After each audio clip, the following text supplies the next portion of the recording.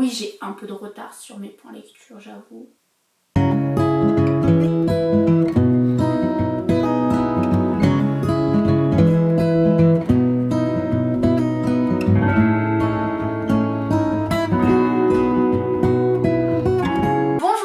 Et bienvenue dans cette nouvelle vidéo. Aujourd'hui on se retrouve pour un nouvel épisode de mes dernières lectures. Je vais vous présenter 4 livres que j'ai lus récemment, enfin plus ou moins récemment, entre fin août et fin septembre. Bon, rien de très compliqué, on part pas sur un concept hyper novateur, mais j'aime bien faire ces vidéos, ça permet de faire un petit peu le bilan de ce que j'ai lu récemment et c'est plutôt sympa. Premier livre que je vais vous présenter, celui-ci n'est pas en ma possession puisque je l'ai prêté à une copine. Il s'agit du roman Le Mur Invisible de Marlene Haushofer. Marlene Haushofer, enfin bref, vous avez compris. Je vous mets la couverture juste là.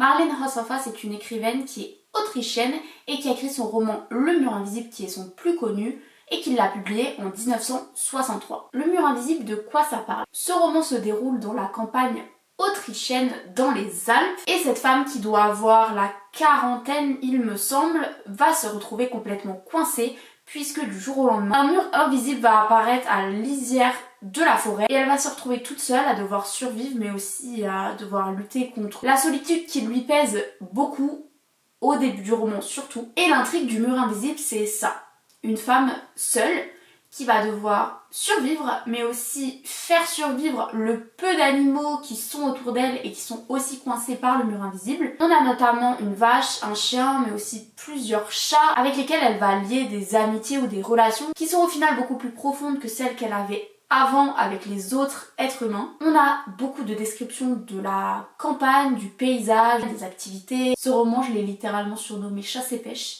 Si vous connaissez la vieille émission qui passe sur je sais pas quelle chaîne, la 2 je crois, il n'y a pas vraiment beaucoup plus d'intrigue. On est surtout sur de la description, des moments assez contemplatifs et introspectifs, puisque cette femme, qui n'a pas de prénom d'ailleurs, est seule face à elle-même, mais aussi face à son passé. On a beaucoup de réflexions sur la vie en ville, la maternité, les relations humaines, mais aussi notre rapport à la nature, et c'est ça que j'ai trouvé hyper intéressant, c'est que ce roman, selon moi, il est extrêmement philosophique et questionne beaucoup nos modes de vie actuels. Si vous êtes amateur de ce genre de lecture qui prennent vraiment leur temps, je pense que ce livre va beaucoup vous plaire. Par contre, si vous êtes adepte des gros rebondissements, passez votre chemin parce que cette lecture, elle est assez longue. Et c'est pas selon moi un point négatif, mais il faut savoir que la temporalité et la structure de ce roman, elles sont complètement disloquées. Notamment une chose qui m'a beaucoup étonnée et qui m'a beaucoup désarçonnée aussi dans mon expérience de lecture, c'est le fait qu'il n'y a pas de chapitre.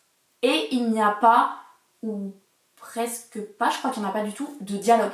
Vu que la femme est toute seule, donc grossièrement, on a des paragraphes et des paragraphes de description et de narration. Ce qui peut paraître quelquefois hyper long, je vais pas vous mentir, mais justement ça permet de nous questionner sur notre rapport au temps. Et franchement c'est une expérience de lecture, je sais pas comment dire, mais qui s'étire en longueur.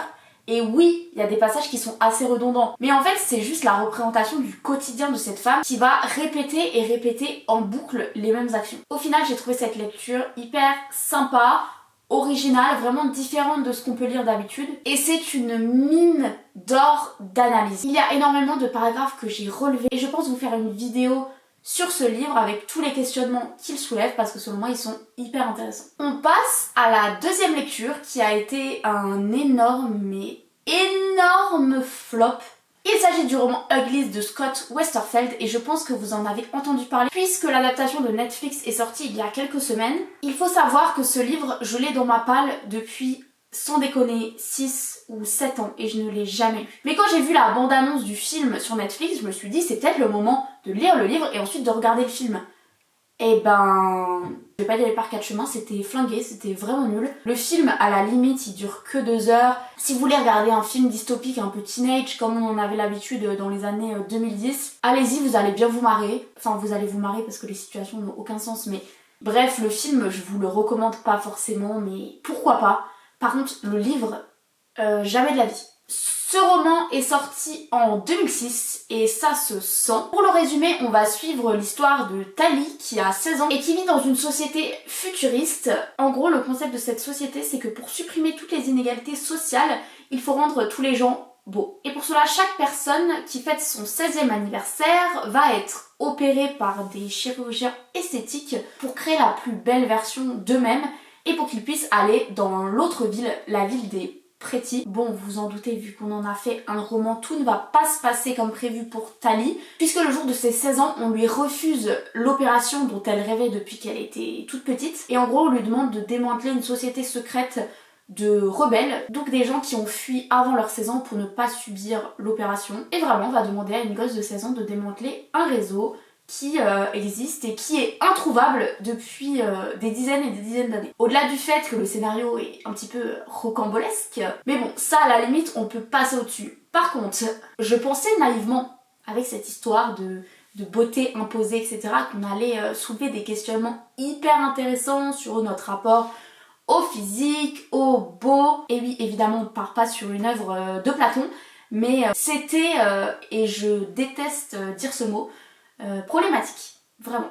Parce que ok, que la société soit complètement brainwashée, que l'héroïne au début soit complètement aussi brainwashée par le discours du gouvernement, d'accord, mais même les gens, par exemple, dans la colonie de rebelles, qui sont censés quand même avoir un certain recul et un avis critique, au final on en revient quand même à des choses pas ouf. Notamment une réplique qui m'a fait bondir au plafond, qui sous-entend plus ou moins que pour être très beau, il faut être le plus blanc possible. On explique qu'une des choses qui est faite systématiquement pendant l'opération, c'est justement d'éclaircir la couleur de peau, et même les rebelles, ça n'a pas l'air de les choquer plus que ça. On a aussi des relations entre les femmes qui sont hyper toxiques. C'est-à-dire qu'on a l'héroïne et une de ses meilleures amies qui vont, au fur et à mesure de l'intrigue, développer une relation qui est basée sur de la comparaison, tout le temps,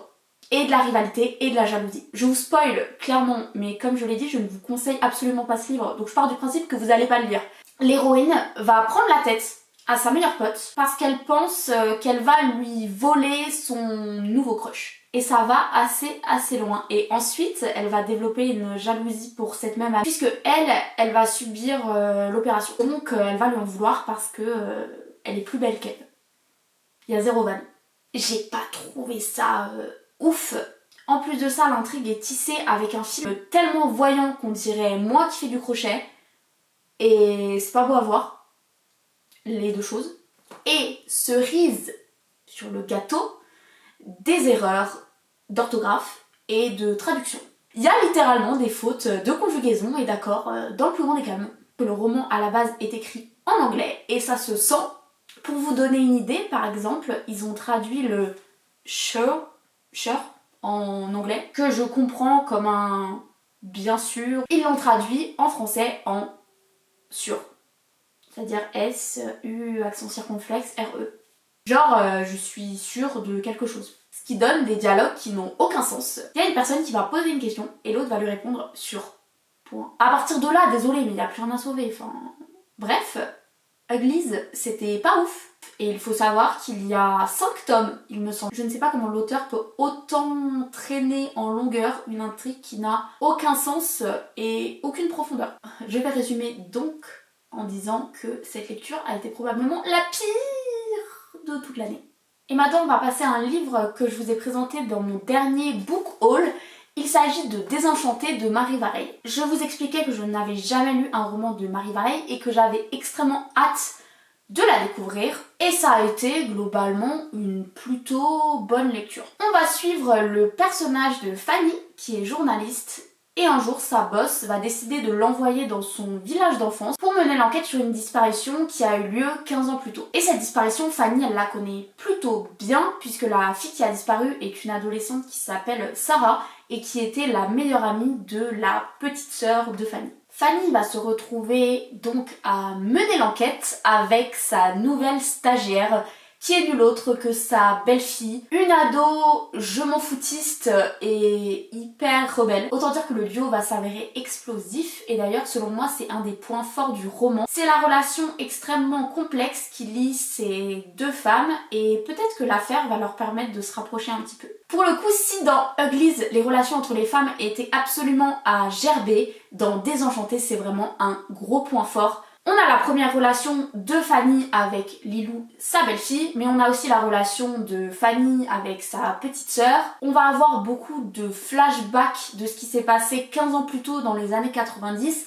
où on va suivre la petite sœur de Fanny, Sarah qui a disparu, mais aussi leur groupe de copines. Et là aussi on a une sororité qui est vraiment hyper belle à voir et qu'on voit malheureusement pas très souvent dans la littérature, je trouve. On a une ambiance très années 90 puisque la disparition a eu lieu dans ces années-là, donc on va faire référence à beaucoup de films, de musique, et j'ai trouvé que ça a donné une atmosphère très nostalgique mais aussi très fraîche à ce roman qui peut être parfois un petit peu dur au vu des thématiques qu'il aborde, notamment la santé mentale mais aussi les violences sexistes et sexuelles. Je préfère vous prévenir parce que si vous êtes sensible à ce genre de thématiques, peut-être vous devriez réfléchir à 2 fois avant de lire ce livre, mais je trouve que le discours qu'il apporte est hyper important. Globalement, j'ai passé un très bon moment de lecture. Je trouve que Marie Vareille écrit très bien. Je parle de son style général, mais aussi les personnages et les relations qui sont très bien exploités. Après, voilà, si j'ai un petit bémol à donner, j'avoue que la fin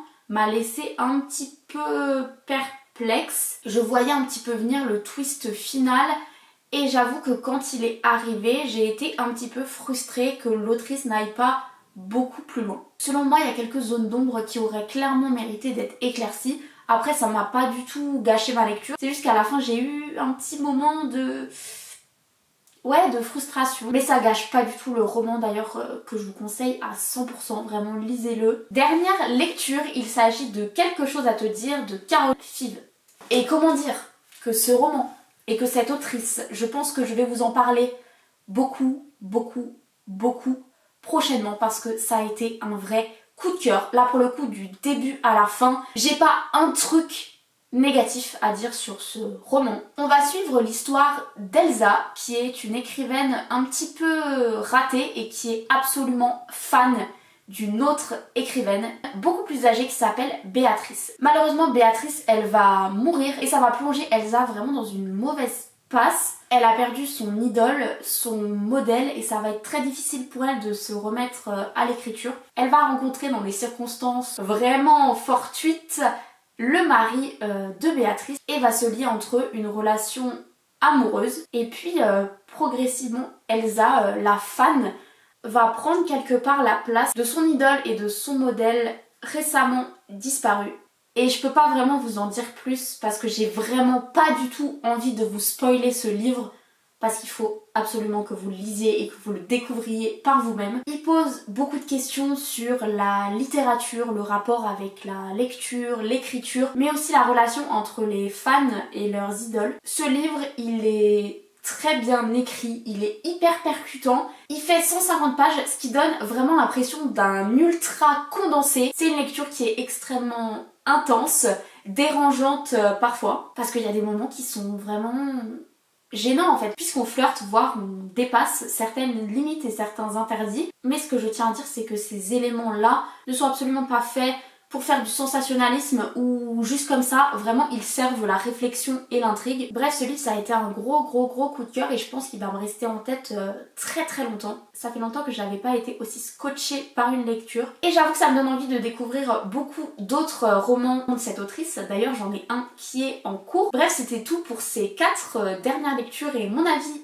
dessus. J'espère que cette vidéo vous a plu. Si c'est le cas, n'hésitez pas à la liker, à la commenter, mais aussi à vous abonner à ma chaîne. N'hésitez pas à me dire quelles sont vos dernières lectures et ce que vous en avez pensé. Je vous souhaite une bonne journée ou une bonne soirée et je vous dis à bientôt. Salut!